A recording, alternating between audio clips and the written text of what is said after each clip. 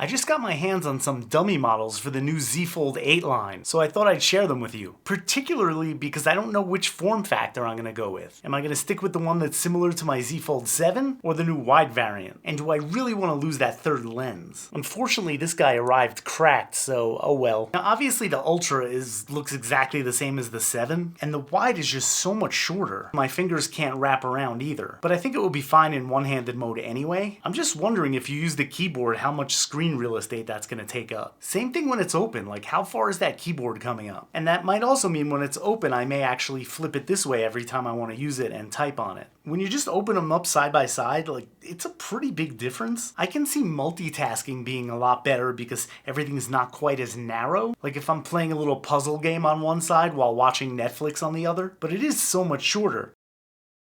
But then again, if you flip it around the other way, it's not that much different, it's just a little more narrow.